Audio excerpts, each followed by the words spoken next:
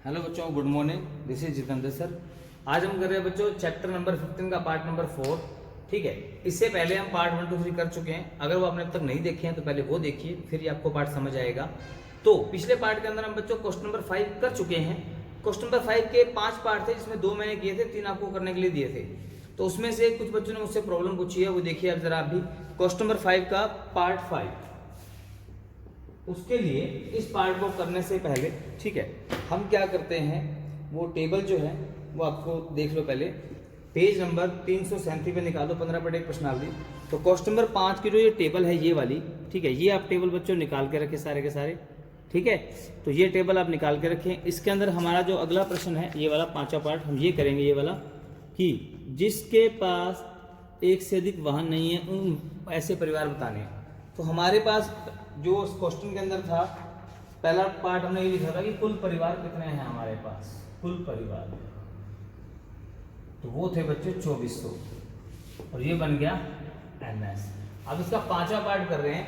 तो 5वां पार्ट है, तो हमें क्या बताना है, ऐसे परिवार बताना है जिनके पास एक भी वाहन नहीं, एक से अधिक वाहन नहीं है। तो यहां लिख देंगे माना E5 बराबर, क्योंकि 5वां पार्ट है ना, E5 बराबर वह परिवार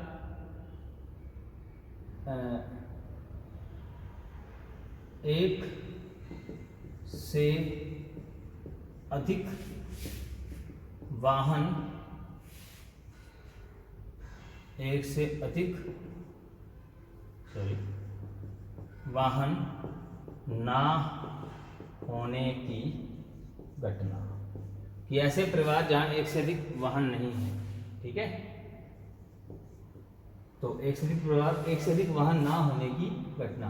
तो ऐसे कितने परिवार हैं जिनके पास वाहन एक से अधिक नहीं है। ठीक है, तो अगर हम टेबल में देखें बच्चों, हमारे टेबल के अंदर, ठीक है, तो देखो ध्यान से, ये टेबल जो है आपकी बुक के अंदर आप देख सकते हो, अपनी बुक के अंदर भी। तो इस टेबल के अंदर देखो, जो ये वाला सारा कॉलम है, ये वाला और ये वाला, ये वाहन, ये परिवार कौन से हैं? सारे परिवार वो हैं जिनकी आय कुछ भी हो, लेकिन इनके पास एक भी वाहन नहीं है, इनके पास एक वाहन है, इनके पास 2 हैं, इनके 2 से अधिक हैं। तो ये ऐसे परिवार कौन से जिनके पास एक से अधिक वाहन नहीं है? तो ये दोनों लाइनों में जितने भी परिवार हैं उन सबके पास एक से अधिक वाहन नहीं है बच्चों। ठीक है, तो एक से अधिक इनके पास है ही नहीं है, तो 0 है, 1 है। तो उसी के हिसाब से हमें बताना है ये कितने परिवार हो गए, NE5। तो ये परिवार कितने हैं, इन सबको जोड़ दीजिए, दोनों वैल्यूज को, जो आपको भी दिखाई, 10, 0, 2, 1, सॉरी 10, 0, 1, 2, 1, फिर 160, 305,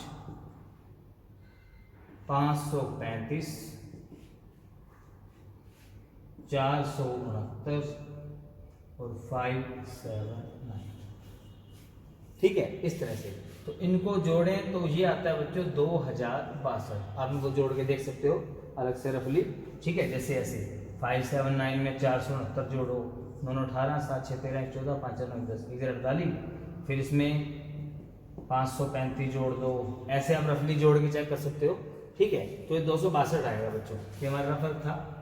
चलिए अब इसकी प्रायिकता बताओ, PE5, तो वो क्या होता है, NE/NS, और ये 5 आ जाएगा यहाँ। तो ये आ गया 2062/2400। ये दोनों कट रहे हैं बच्चों। ठीक है, तो आप इनको काट सकते हो, 2 पे देखो कट रहे हैं। तो ये क्या, 2 पे 2 एकम 2, 0, 2 3 6, 2 एकम 2, 1031, और ये कट गया 1200 पे। ये आगे और नहीं कटता है बच्चों, इतना ही हमारा आंसर है। तो यह क्वेश्चन 5 का 5वां पार्ट। इसके बाद हमारे 7 क्वेश्चन हो चुके थे बच्चों पिछले पार्ट्स में। ये प्रॉब्लम थी जो मैंने आपको समझा दी है। ठीक है, इसके बाद अब क्वेश्चन नंबर 8 देखिए, इस एक्सरसाइज में पेज नंबर 338 पर। तो आप अपने बुक का पेज निकाल के रखें। प्रश्न नंबर 8 के अंदर देखो बच्चों, आपसे क्या पूछा गया कि प्रश्नावली 14.2 का प्रश्न नंबर 2 देखिए और उसके हिसाब से आप इसकी प्रायिकता बताइए। तो अगर हम प्रश्नावली 14.2 निकालें, उसका प्रश्न नंबर 2 देखें, तो उसके अंदर बच्चों ये था हमारा प्रश्न नंबर 2। ठीक है, पेज नंबर 293 पर है ये वाला। ठीक है, तो आप ये देख सकते हो।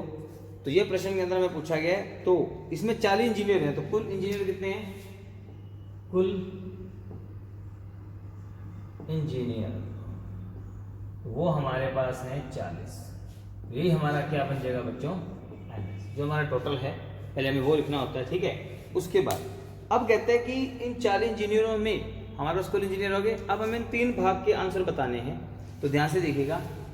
हमारे पास पहला जो भाग है उसके अंदर लिखा गया है कि अपने कार्यस्थल से 7 किलोमीटर की दूरी पर है इंजीनियर रहती है, इसकी प्रायिकता बताओ।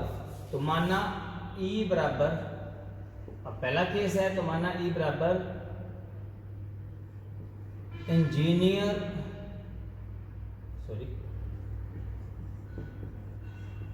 इंजीनियर का घर 7 किलोमीटर से कम दूरी पर होने की घटना, ठीक है। तो ऐसे कितने इंजीनियर हैं जिनका घर 7 किलोमीटर से दूरी कम है। तो आपको बच्चों इस टेबल में सारी दूरियां ही दे रखी हैं कि 40 इंजीनियर कितनी कितनी दूरी पे रहते हैं 40 इंजीनियर।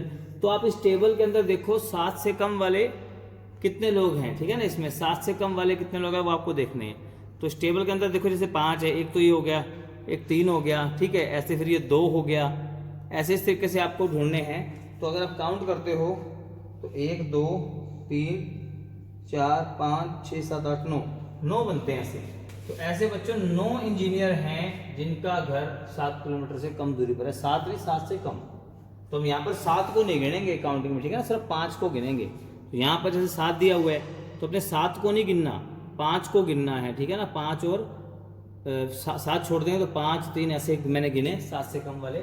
तो 9 केस आगे इसकी प्रायिकता PEA, तो वो क्या आएगा NE/NS। तो NE में E1 आ जाएगा।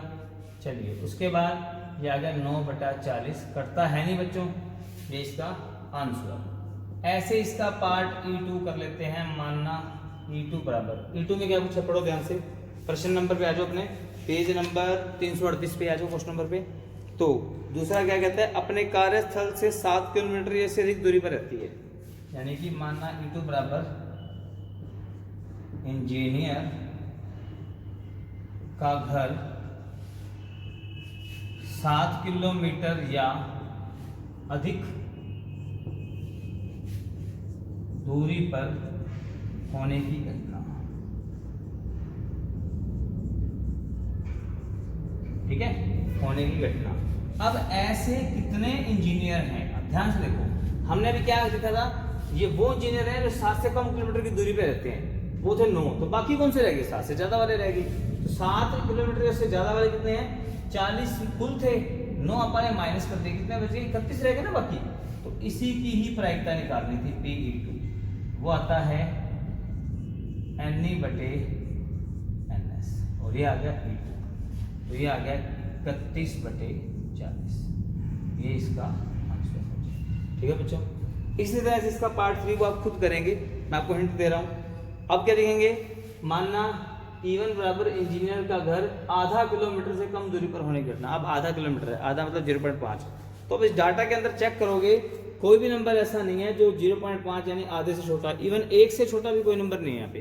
तो आधे से क्या होगा, तो हमारे पास आधे से कोई भी नहीं है, तो जो हमारा NE3 बनेगा, NE3 तीसरे केस में वो बन जाएगा 0, और यहाँ आ जाएगा 0/40 ऐसे, ठीक है। तो ये आपको खुद करना है, इसका पार्ट जो 3rd है। हम आगे जो है क्वेश्चन नंबर जो 9 है हमारा पेज नंबर 338 पर, क्वेश्चन नंबर 9, क्वेश्चन नंबर 10, 9वां 10वां बच्चों, ये जो है ये हमारे क्रियाकलाप हैं जो स्कूल के अंदर ही होंगे, मतलब आपका प्रैक्टिकल है थोड़ा सा एक्टिविटी, तो ये आपका बाद में होगा। क्वेश्चन नंबर 11 देखिए आगे आप। तो बच्चों देखो आगे हमारा क्वेश्चन नंबर 11, 9 और 10 मैंने आपको बताया था क्रियाकलाप है बच्चों, प्रैक्टिकल है। तो क्वेश्चन नंबर 11 के अंदर देखिए कि आटे की 11 थैलियां दी गई हैं जिन पर 5 किलोग्राम भार अंकित था, मतलब लिखा हुआ था, मार्क था। वास्तव में जब उसका भार तोला गया तो ये निकला 11 बैगों का भार 4.97, 5.05, 5.08। अब 4.97 का मतलब क्या है, 4.97 का मतलब ये नहीं है 4 किलो 97 ग्राम ना, पॉइंट के बाद 3 अक्षर होने चाहिए फिर ये ग्राम बनता है।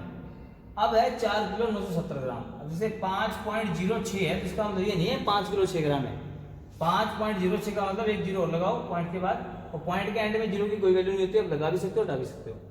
तो अब ये बना 5 किलो 60 ग्राम। इस तरीके से आपको जो है भार दिए गए हैं 11 बैगों के। तो ये भार जो है ये है 4 किलो 970 ग्राम, 4 किलो 980 ग्राम, 5 किलो 40 ग्राम ऐसे। चलिए, तो आपसे कुल बैग दे दिए गए हैं, कुल बैग वो है हमारे पास 11, जो बनेगा NS।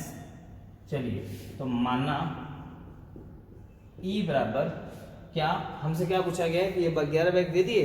कहते हैं अगर एक थैली यादृच्छा चुनी गई, यादृच्छा मतलब अपनी इच्छा से कोई भी थैली हमने चुन ली, तो उसमें 5 किलो से अधिक आटा होने की प्रक्रिया क्या होगी। तो माना E बराबर 5 किलो से 5 केजी से अधिक आटा होने की घटना, कि 5 किलो से अधिक आटा होगा। अब 5 किलो से अधिक देखना है हमें, तो एक तो ये है 5 किलो से अधिक, ये भी 5 किलो से अधिक है, ये भी अधिक है, अब पूरा 5 किलो है। तो हमें क्या बोलेगा 5 किलो से अधिक ही देखना है, 5 किलो नहीं देखेंगे अपन, फिर ये देखेंगे ये भी 5 किलो से अधिक है, ये भी है, ये भी है, ये भी, इसको फिर छोड़ देंगे। तो इस तरह से हमारे पास कितने ऐसे बैग हैं जिनके अंदर 5 किलो से अधिक है, वो 7 बैग हैं। तो प्रायिकता का फॉर्मूला कुल घटना के अभिप्रयोग बटा में कुल अभिप्रयोग यानी NE/NS। तो ये आ गया 7/11। ठीक है, चलिए इसके बाद हमारा नेक्स्ट क्वेश्चन देखिए जरा।